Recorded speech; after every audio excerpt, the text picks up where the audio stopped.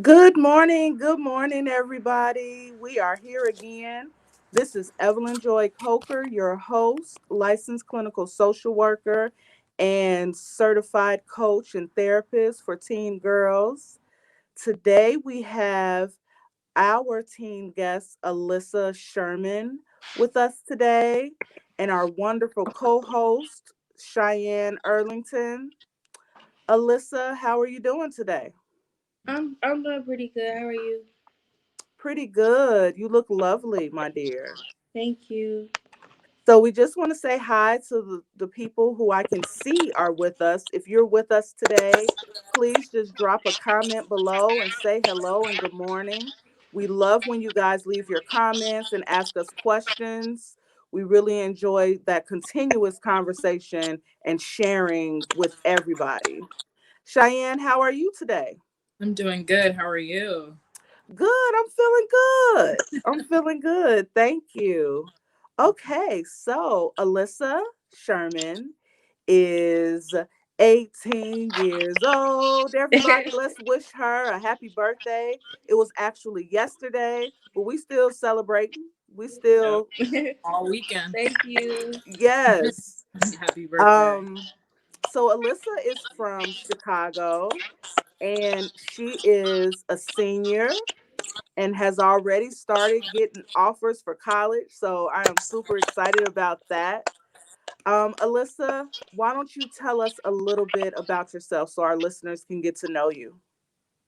Um, well, my name is Alyssa. I go to George Westerhouse, and I'm a senior there. I graduate next year finally. Come on. Um, and I like doing makeup. I like I like traveling as well too. I don't know how to really talk about myself. Like that's a weird question to me. Okay. So tell us, where is your most favorite place that you've traveled so far? Uh, Barcelona. Oh, That's my come favorite on. place. Okay. Did you do a study abroad type of program? No, I went with my grandparents. My grandparents took me. Very nice. Okay. So then tell us, where is kind of like your dream vacation? You haven't gone yet, but where's someplace that you're really looking forward to going in adulthood? I really want to see Africa. Which country? Um, Gandhi. Ghana? Ghana. Ghana. I don't know why I said Gandhi. Ghana. Sorry. No, it's okay. So I'm affiliated with an organization called the Kalapeni Foundation, which does a lot of work in Malawi. It's a small country in Africa. So if you ever want to travel, just let me know and you can come help us with some of our projects. That'd be cool. Absolutely. Nice. So, can you tell us, just again to let our listeners, learn a little bit more about you? If you could describe a character out of a book, movie, or television show that best reflects your life, who would that be? What character would that be? Hmm. Um, that's hard.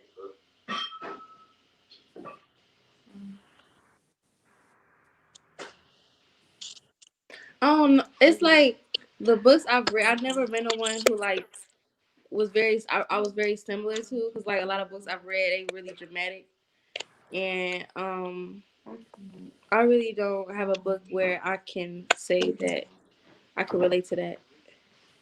Okay. What about a movie or a television show? Mm-mm. You can't think. Now you told me before about a book, but I didn't write it down, so I don't. I remember I told you about the read that you should read Copper Sun. Okay, what's that about? It was about this girl. She traveled from Africa. Well, she got they was doing slavery and stuff.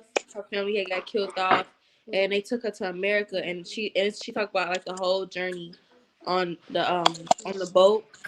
And in the book, it was well when she finally came to America, she started learning new things. Then she um she was talking about the process of being a runaway slave and stuff like that. Mm-hmm. And when they finally got to the north, she realized she was pregnant. And it kind of stopped right there because I think Sherry Draper was supposed to make another book, but I don't think she did. Got it. So it really Got didn't it. finish off. So, in what small way would you say there's a similarity between the character in the book and you right now? I have a small way that I think, but I'm wondering if you think the same. You want me to tell you? Huh? You want me to tell you? Yeah. So I was thinking she embarked on a journey to a new country, to a new world, and Hmm. you're about to do the same thing when you go away to college. Hopefully. Well, it's Yes. COVID stuff, and I'm not even sure anymore if we're gonna go away for college. Not sure yet. Yeah. What? Well, it's like I'm not sure if a lot of people, if the colleges I want to go to are gonna have on campus, and I really want to travel on campus. Okay. Well, hopefully, with the vaccines and everything, next academic school year will look different. But I know for a lot of students that had to start school in the fall, like I did, I'm a student as well. It was hard, during COVID, but hopefully that can settle down for you. So today we are going to talk about and then transitioning to self-love and building confidence. So I want to read you and Cheyenne a small excerpt, and then I want you guys to tell me what, like, how does it make you feel, and kind of like what are your thoughts about it. Okay, so this is from last October.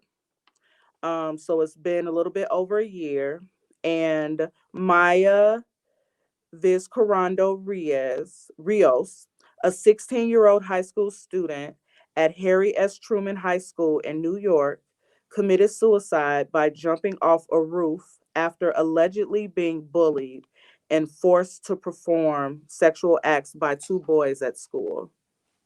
What do you all think about?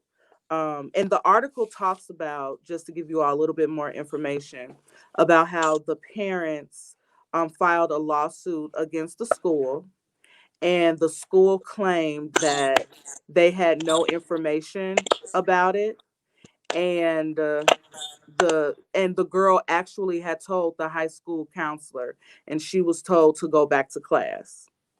So, how do you guys feel about, this incident of bullying that led to the tragic suicide of a 16-year-old girl? Just initially hearing the story, I feel really enraged. I'm upset. I'm hurt for the girl. I'm hurt for her family. This should have never had happened. And I feel like her school failed her. Her whole school system failed her. She reported the incidents numerous times, but it's like no one listened to her. No one took her seriously until, she took her own life. That's when people are starting to get frazzled and backtrack, but it shouldn't even have gotten to that. Yeah. Alyssa, what do you think? It infuriates me too. It really makes me wonder, like, did she have anybody to talk about it to? Because I think that's what a lot of bullying kind of really it gets worse. It gets even more worse because no one felt like they had someone to talk to about the situation Mm-hmm. or talk about something. The fact that she told her school and they didn't do anything about it, Yeah. yeah, it makes you really think. So, Alyssa, can you relate to the story that Evelyn just told us about extreme bullying? I was okay. I don't want to say that on camera, but I think a You don't lot have of to go my into explicit detail if you're not well, comfortable. it's like my bullying wasn't extreme. But I do remember trying to tell the school and stuff like that, and they wouldn't do any. Well, they would all they would do is talk to the students, and they won't understand that it didn't help, or they would try to get more into the situation. So I started taking therapy and stuff like that, but it was other stuff more so at home too. So that it's like bullying kind of added on to Do you feel like the bullying followed you home? that. Yeah, kinda. Kinda. So, in your eyes, in your own team perspective, what do you think bullying looks like today? Whether it's cyber, online, in person. Yeah, I think a lot of it is online stuff because everybody can hide behind the screen and they can tell you, um,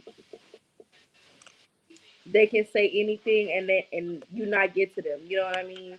And especially um how bad people are cruel. That's one thing I have to say. People are really really cruel, and having to do that online makes it even worse.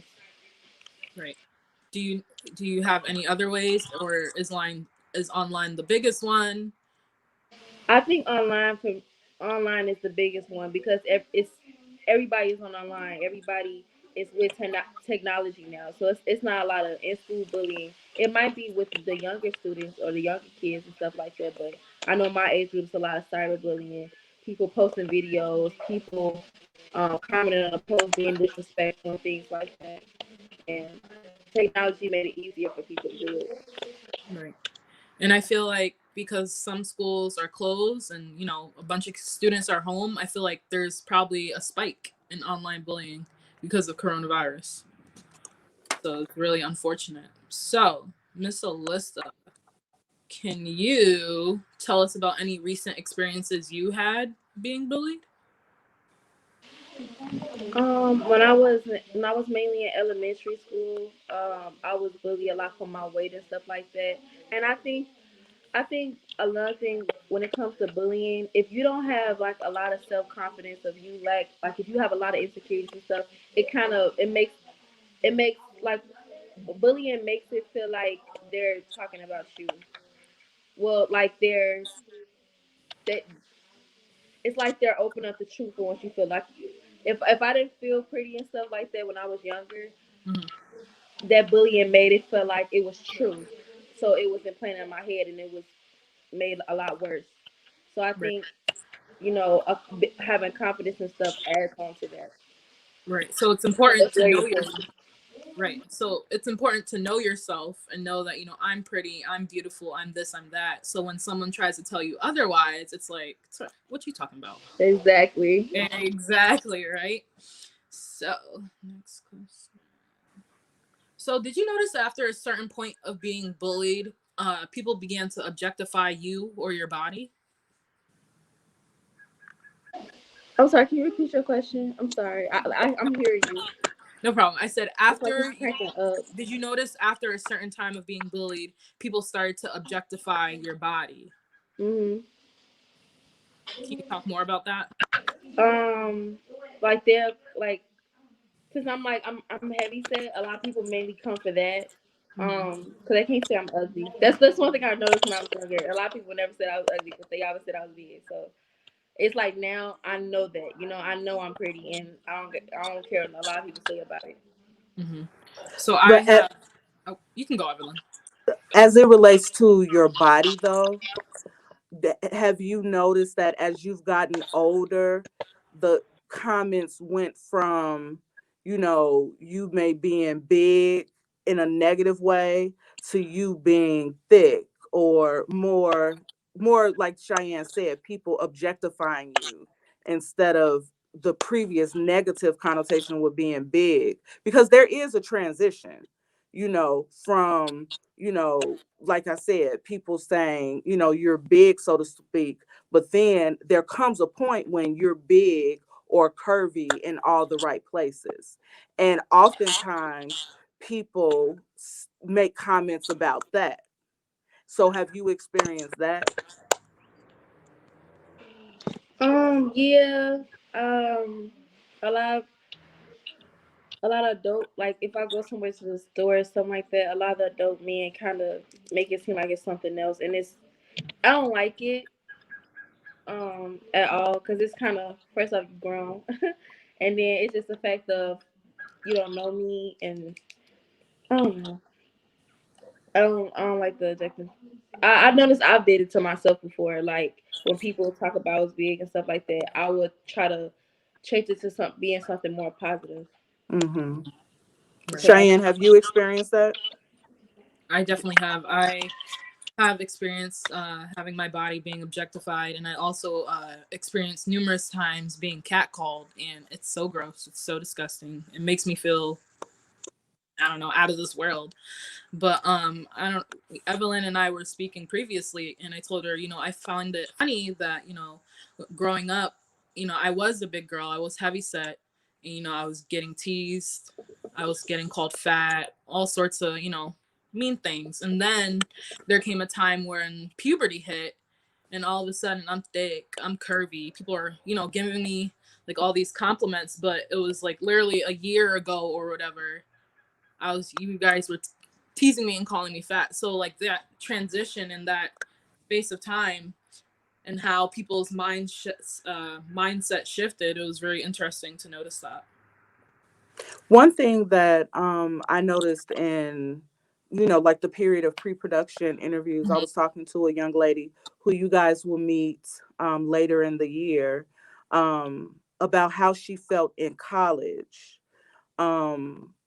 Boys of different, or young men, of different races, objectifying her body because she was a black girl, and how that made her feel. And Cheyenne, you just mentioned catcalling, like that. And that's something, I've talked to young girls about, you know, how they feel when it happens. And the thing is, Alyssa, you said, and I can relate to this because I developed early as a teen girl, men who should be able to tell that you have a baby face. You may happen to have a young woman's body, but you look like a baby, and it's totally inappropriate for them to be doing that. But young boys do it too. And I can recall a time over the summer in Chicago, I was at a gas station and I saw these two pretty little teen girls, and they were just standing. I don't know what they were doing. They were waiting on an Uber or something. But these guys outside, it was just so ridiculous. It made me frown, and it made me want to get out the car and tell them, leave them alone, because I could tell the girls were kind of scared.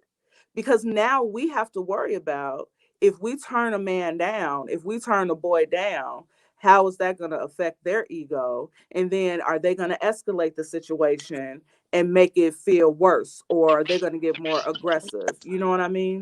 But I hope that as we're talking about, self love, confidence, and things like that, girls can feel empowered to say, you know what, that really just made me feel uncomfortable. Can you stop? And and you know, so, oh go sorry. ahead, Alyssa. And something I noticed about when it come to probably the older age group of women and stuff like that, they think when a young girl she dressed, she might have a crop top or she might be dressed with extra skin. She's looking for attention, and that's not. No, nobody deserves to be like objectified like that. Like if she wants to walk around in a crop top or something like that, showing her body, she's happy about it. She should be able to, and it's not a woman's fault if a man hunts her down or something like that. You know what I mean? Like a lot of people think that women do stuff to get men attention. That's not true at all. Yeah, and Right. it's kind of goes into like that victim blaming. If something tragic happens and that's not right, everybody should be responsible for their own behavior, including men and boys. You know what I'm saying? And so I can understand. I didn't particularly have that issue because I never felt comfortable wearing a crop top. Um, but I think it's unfortunate when girls and women are blamed for, unfortunate behavior of other people. We all have, that's the one thing in life we can control ourselves. So, yeah. Thanks for your thoughts on that. So speaking of confidence and loving the skin that you're in, Alyssa, I noticed that you got some nice hair. I love it. Straight. Evelyn, you got some color. I see that red. I'm here with my head wrap. So, being a black girl, we're diverse in our very own way. We do different hairstyles, we set trends. We're at the top of the game. We're always killing it. So, how does it feel when black girls get teased and or ridiculed for things that white girls don't get teased for? For example, wearing box braids and being called ghetto, or wearing long nails or big hoop earrings. So how does that make you feel, and can you relate at all, Alyssa? Can I make Yes, an I extension of that? Yes. So the extension is, these are the things that black girls do, like you mentioned, Mm-hmm. the braids and things like that. And I'll use cornrows, which are braids Mm-hmm. still, as an example. When black girls do it, it's called one thing, and when other people do it, it's called trendy, and it's all of, so it's not just us being teased for it, but when somebody else does the exact same thing, there's Right. a positive connotation to it. Right. it really makes me really very very angry because the fact that like black women get tore down for so much stuff. Like a lot of black women have set so many trends, and I think as like as things start to become more progressive, they it has changed. And a lot of people backlash black women. Like one thing I really hate about a lot of stereotypes against black women is the fact of it's wrong if we get mad. Like if a white girl was to get mad about a situation, oh my gosh, she's upset. When it's a black woman, oh, she just having an attitude. They always got attitudes. All black, first off, all black women are not the same, and we all are different. And if a black woman is upset about something or she is doing a certain thing, she should have the right to. Like I shouldn't have to um not get mad about a situation because of what people gonna say about me because I'm black. Like Megan Thee Stallion. I remember she wrote an article. We analyzed the article for AP Lane, and it was talking about how the Tory Lane shot her. She was talking about that and how everybody was being disrespectful to her. Everybody wasn't really caring about what she had to say because first off, she's a black woman, and second off, she probably deserved it. Um, I don't know what you're talking about. no, Mm-mm. she wrote. I forgot the article. It's my fault. Cheyenne, I have you're the article muted just name. in case you.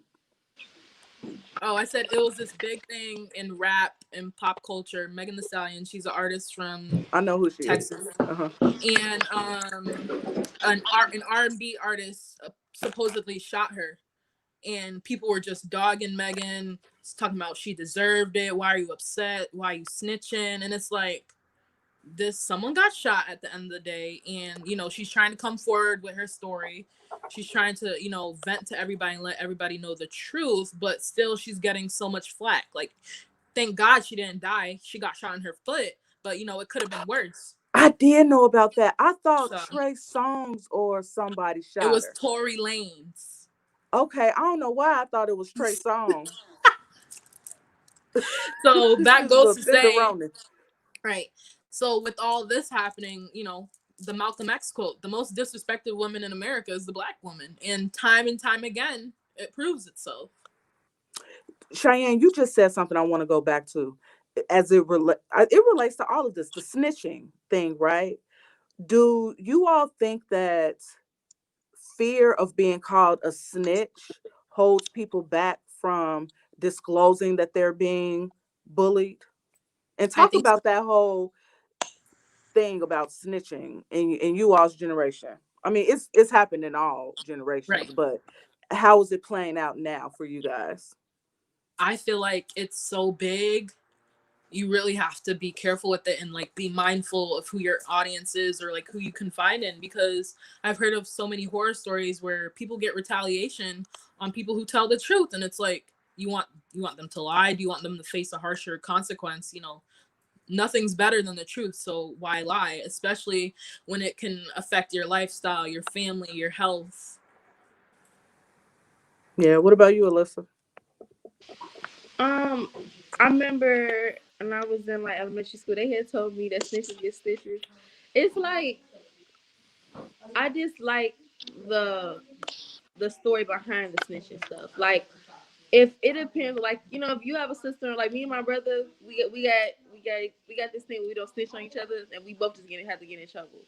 But when it comes to like really, really important stuff that, like what Cheyenne said, affects somebody's life, you should talk about it, and especially with that little girl who was going through that at her school, and she actually said something. It kind of can show. It's kind of showing other kids that now since the school won't do anything, you might as well hold it in and not say anything, because that means that your problems aren't big enough for them. You know what I mean? And I feel like it really depends on the story behind it.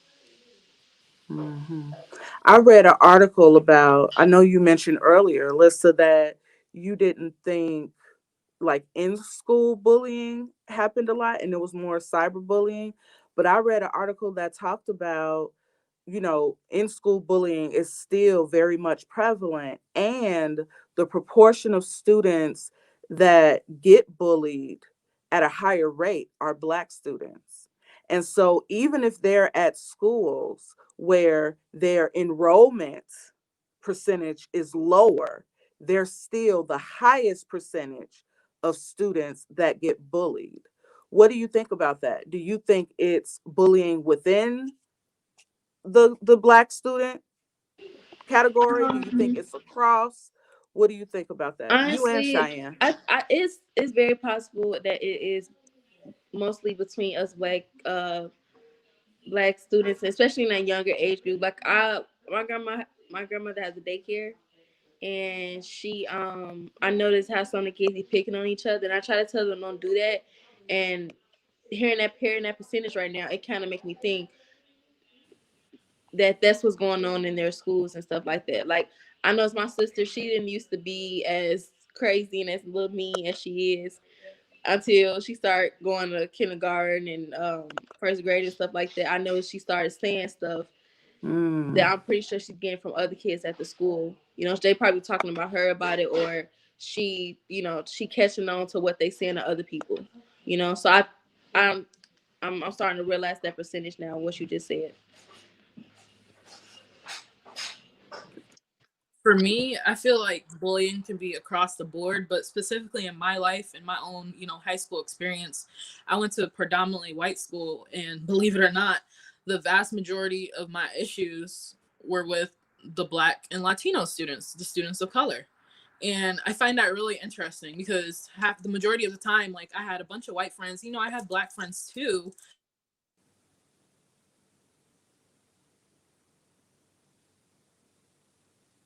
students. we you went out a little bit, Cheyenne. Oh, sorry. What part did I leave off at? I said most of the conflicts that I had were with the Black students at my school, even though it was predominantly white. Why do you guys think that is? Of course, we are acknowledging that it can happen across the Right, board, and our discussion is just about you all's experiences and you all's thoughts and not to represent the entire Black community, right? right. Um, I could probably give some thoughts and recommendations on it, but I feel like a bunch of people didn't like me because I was myself in high school. I dressed how I want. I did my hair how I want. I didn't fit into a mold. I didn't keep up with the Joneses.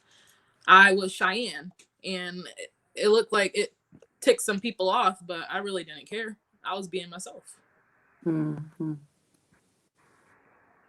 Alyssa, why do you think that happens so much within our own community? Um, Honestly, I don't even know. Like, I know that like I don't want to say it. I don't want to be disrespectful, but I noticed that a lot of black young women, we tend to clash so much, and I wonder why. I think everybody has things going on at home, and that kind of reflects on how they act and perceive other and project this stuff to other people, and it kind of make it look like, oh, she just because I know I have a, like, if I was to sit normally, I look like I'm mad, but I'm really not. And I know that that can probably what other people perceive me as, and it's not at all who I am. But I don't think enough people talk to each other just to start off a good conversation or something like that. I think everybody reflecting some things that's going on at home, and it's going out to everybody else. You know what I mean? Mm-hmm. But when it comes to like younger students, I think that has a lot to do with um what they learning from other people, like what they learn from their parents and stuff. Like if your parent cussing her friends out and they playing and stuff, that's what they think when they go to school. So it's I think it's a learned thing that they get from home. Like Mm-hmm. I don't know how that starts, but I think it's mostly coming from that from home. Mm-hmm. And I'm not saying just black Latino kids do it. I'm saying any kid who comes to school like that talking disrespectful or having profanity and stuff like that, I think that comes from something from home. And we know bullying, we know a few things about bullying. And I don't have any literature to support this, but I feel like just life. A lot of times when people bully others, it's about insecurities that they have within themselves, or it's modeling a behavior that they see somewhere else, or they're letting out aggression that they may be holding in other settings. And so, the bullying really isn't about the person that's being targeted.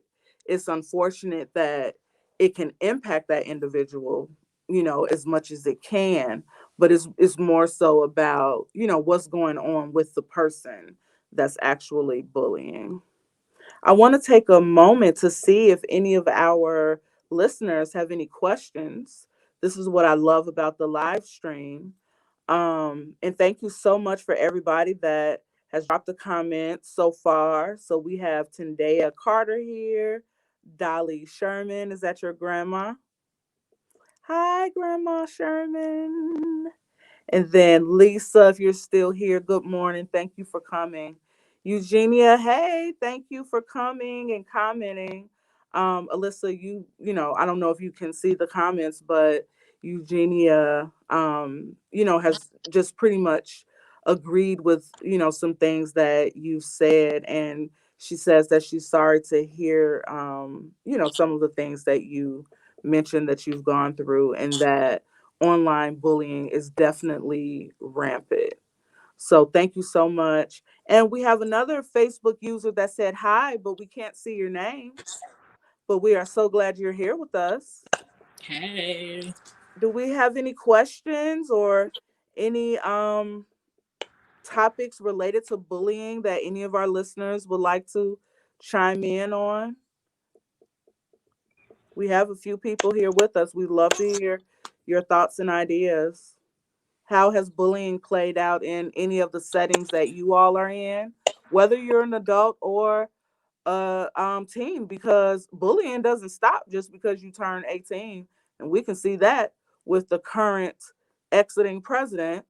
That and that's once again, it's more about him than it is, but it's affecting the country. Sometimes, and I know a lot of you all may not agree with me on this, but sometimes I'll tell my husband, like, I really feel bad for him. Like, I'm convinced he has narcissistic personality disorder. So that's beyond people saying, oh, he's narcissistic. No, I think this is ingrained in him, and he can't help it. It's a mental health issue, you know. Our founding fathers, when they created the Constitution, they weren't thinking about mental health issues at the time. Um, well, I see we don't have any questions. You all, feel free to drop them whenever it comes to your mind, and of course, if time allows, we will make sure to. Um, Good morning. Someone said good morning. Hi to the panelists. Thanks for being Hello. here. So Cheyenne, you can. I know you have a few more questions. You can go ahead. Yeah. Okay. So let's bring it back to, being our authentic selves and, loving ourselves. So, Alyssa, do you think bullying has prevented you from showing up authentically? Yes, I really think it has. Like everybody wants to be. It's like everybody wants to be like somebody else instead of just being who they are. Mm-hmm. Like I noticed, I used to always want shoes like everybody else because I never really got shoes like everybody else. Out because like my age group, it's more of gym shoes and stuff like that. And to my family, it was kind of boyish, and they didn't want me acting like a boy. Mm-hmm. Um, and something that used to bother me was, and people used to make fun of me about it, that like I never had the new shoes or something like that. Right. And now it's kind of like I'm a sneaker person, but I'm still a girly person, Mm-hmm. because I had to let it go. Because I mean, you guys gonna talk about my shoes and stuff, baby son, you know what I mean? Mm-hmm. And it really kind of stopped me from being, what I want to do. And I'm not really bullied right now, but I feel like sometimes I don't do stuff that I really want to do. Like I wanted to do dancing in high school, but I didn't do it because I was scared somebody was gonna say something. I didn't do volleyball like I wanted to do it. So I think it has affected me personally still, but I'm learning now that you can't let nobody determine what you want to be in life or what you want to do in life. Right. I completely agree. Growing up, I wanted to be part of dance teams. I always wanted to be a cheerleader, but I was so scared someone was going to say something to me or like be very rude. So, I never got to live that part of my life out. And also, I never really was a sneakerhead, but I just found it interesting in school, high school as well. People would take the time to watch you so hard to see what you got on your feet. It shouldn't matter as long as my feet are covered. What's the issue? So sometimes, well, prior to, boosting my own self confidence and believing in myself, I feel like I wasn't able to show up to the table fully and be my own authentic self. Where are you now with that, Cheyenne? Oh, I'm living free like a bird. I'm doing me. I wear Crocs all the time. I don't care. Girl, it's nothing like a good crock, okay? My mama be hating when I wear my Crocs, and I feel like it's me. Let me be my authentic self, Right. okay? They I are want her to so hit it. comfortable. Let me be my authentic self with my Right. Crocs. Right. But you know what though? And then I see we have a few comments down there. I just feel like at this point in my life, like I used to like pumps, and at a certain point in my professional career, I was known for wearing different pumps. And then one day I was just like, you know what? I'm tired of my back hurting. I can look good in flats. And I wear flats. And I'm okay with that. And if I want to go outside in my Crocs and my socks, I do that too. Because you know what? My back doesn't hurt when I wear my Crocs. Right. Okay. So we have a question. Absolutely. Yeah, I'm telling you, but I'm also almost 40. So I've lived a little longer and got to the point where I don't care. But I can definitely identify what you guys were talking about. Jackie Bangs. Hello, Jackie Bangs. Jackie Bangs is my little sister, y'all. Oh, She hey. said, I've experienced issues in my work environments. I've learned that self advocacy is my best tool. Yes, that is so true. There's really, in my opinion, nobody who can advocate for you better than yourself because you know directly how things impact you, what value you hold, and you just have to be okay with teaching people how to treat you, as uncomfortable as it is. Because if you don't speak up for yourself, if you don't advocate for yourself, it's almost like, as unfortunate as it is, giving people permission to continue with their unacceptable behavior. And so, whether it's in your work environments, whether it's like I said, if boys or men are making you uncomfortable, being able to say, that makes me uncomfortable. Can you stop? Giving people, a direct message that this is bothering me. I do not like it. And please stop. Another person asked, and I think this is a great question: how does peer pressure impact bullying?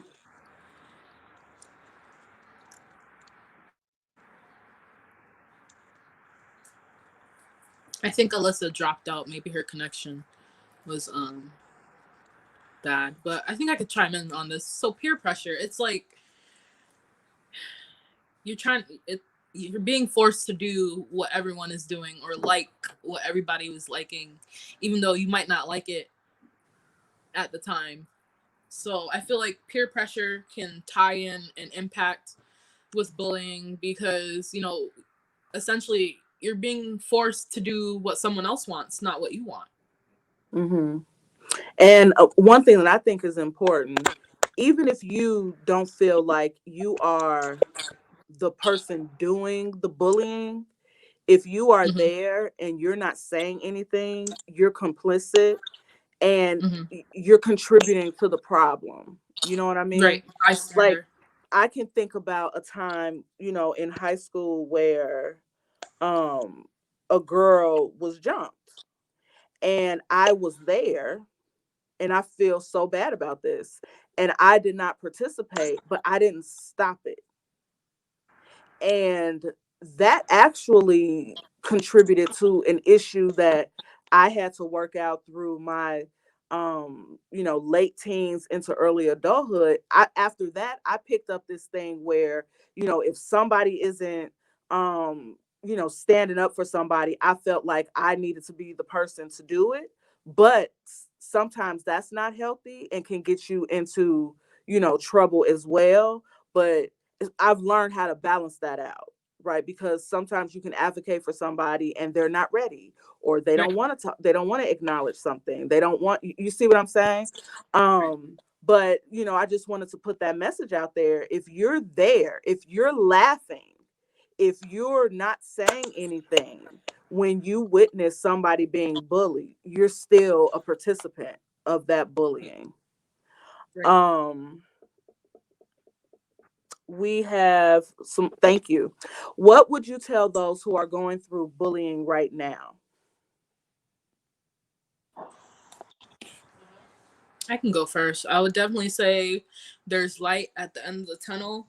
Keep on speaking up for yourself. If you did not speak up for yourself before, start now. Tell a trusted adult, tell your counselor, bring it to the highest level at the school. Like I had experiences where I had to sit down with the superintendent. I had experiences in college. I had to sit down with like the presidents of college and let them know what's going on because, the deans or whatever, whoever's under them, aren't handling it properly or to my liking. So don't be afraid to reach out to other people and tap into different connections in order to get your issue solved.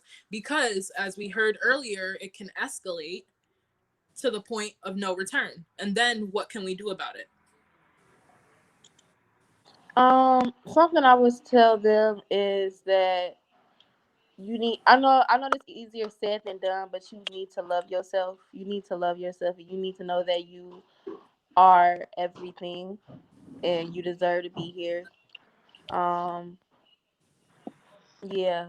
I honestly I think it has a lot to do with self love because it's like when you love yourself and you feel yourself, you really do not care what other people gotta say because you too busy being you. You too busy being happy.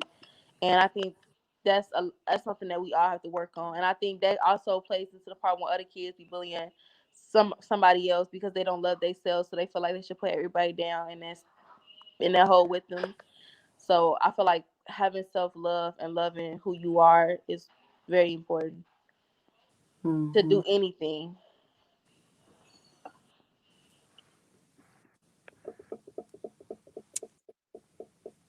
So, Alyssa, in any of your experiences being bullied, were you ever able to tell your mom? And if you weren't able to tell your mom, probably in not in that specific moment of time, what do you wish your mom would have done about it if you told her?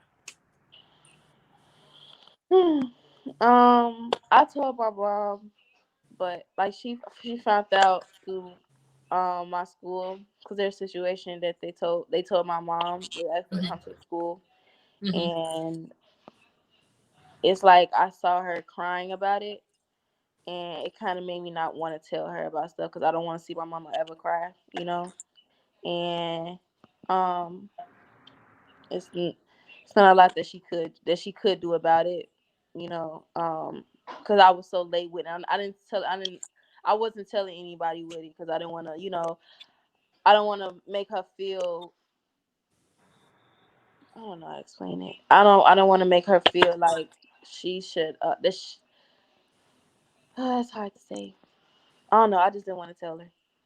I got to jump in as a parent, okay? Because I've raised now 5 people. Because when I was younger, my cousins came to live with me. So I've raised somebody all the way up until their 20s at this point. And I can say that there is nothing that there isn't anything that I would want my children to hide from me because they don't want me to cry or they don't want me to worry. You know what I'm saying? We're going to worry anyway.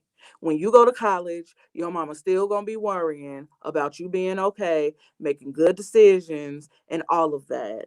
We want our children to tell us things so we can continue to try to teach but protect you. You know what I'm saying? It's not, and I'm saying this to you, Alyssa, and I'm saying this to all the girls that's listening. It's not your job to take care of your parents and try to manage your parents' emotional responses. That's so sweet. It's so thoughtful. You know what I'm saying? But no parent will want to know that their child was going through something and they didn't tell them because they were worried about how, you would respond. Um, and so, like I said, I think that's so sweet and thoughtful. But as a parent, I want to be able to do my job, as soon as I can to try to help. Because, mamas don't play about their kids. And you may have, felt like it wasn't really anything she could have done. But even if all she could have done was emotionally support you, that could have helped you get through that situation even more. So I just wanted to say that tell your parents anyway. I tell my kids, I don't care if somebody said they were going to kill me, okay? You let me deal with them trying to kill me. You tell me. Tell me. And so that's to, like I said, all the girls listening, tell your parents. Um, everybody may not live with their mom. Tell your dad. Everybody may not live with their mom and dad. Tell your grandparent. Whoever is your caregiver, it's our job to love and protect you in any way that we can. I wholeheartedly agree. So, speaking of parents, I know we're getting a little bit out of order, but since we already brought it up, I see it appropriate to mention. So, Alyssa, what would you tell your mom or your parents, your guardians, the things that they should look out for if they suspect their child is being bullied?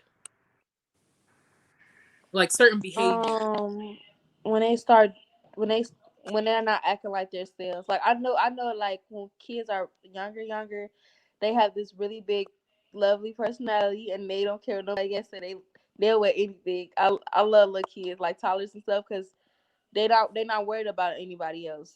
But when you start noticing that your child not acting like themselves, or they're kind of distant, or they're quiet, or they always want to be alone, that's some big signs. I used to like when I when I was getting bullied, I used to sit in the dark a lot. It wasn't like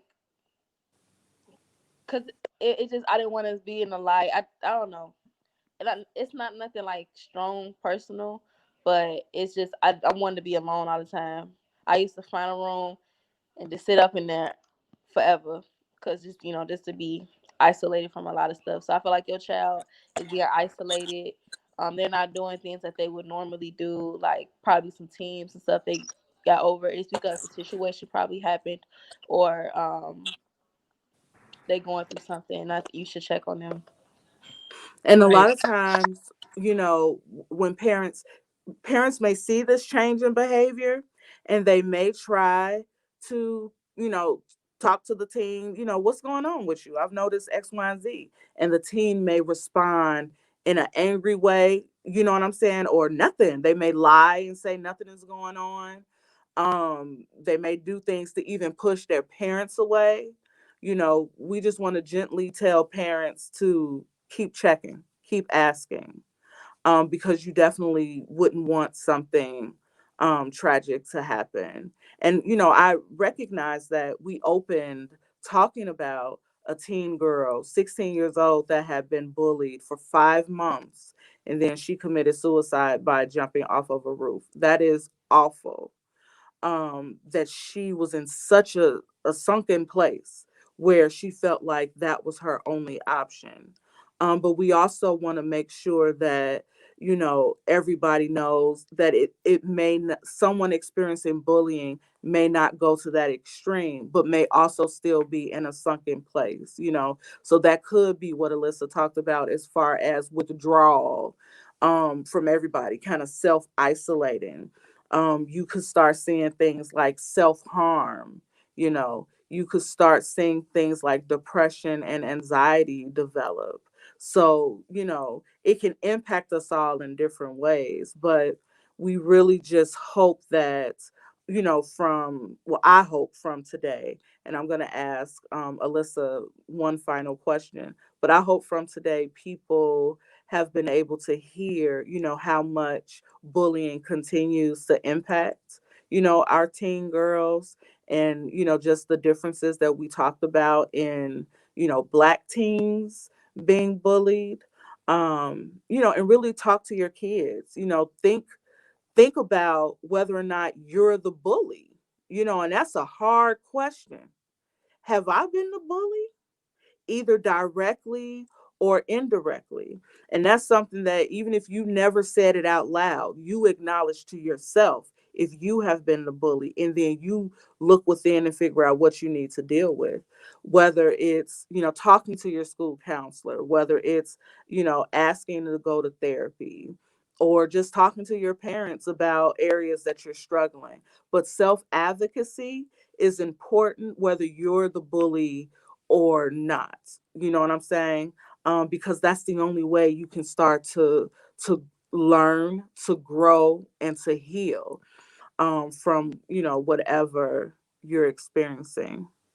So, Alyssa, I wanted to ask you, what does success of today's episode look like to you? Um, that parents or mainly parents, because I'm pretty sure her family didn't have no idea that she was going through all that stuff. I think parents are. I think parents will start going to their students and stuff, going to their kids to make sure things are good. Just checking up on their kids, because a lot of parents, like, they get so busy with work or things that they need to handle, and their kids see that, and that makes them not want to tell them anything or not want to talk to them. And I feel like parents are gonna, you know, take a chill pill and go check on their kids and stuff like that, and make sure that everything is good. And kids know that they are worth it and they deserve to be here. Thank you. Thank you. Well, we just want to say that we appreciate everybody that came to hang out with us this morning. Please be on the lookout next week for the launch of our website, getlitteens.com. In the meantime, you can check us out on social media: Instagram, Facebook, and YouTube at Get Lit Teens. And you all have a beautiful week. We'll see you next Saturday. Bye. Bye.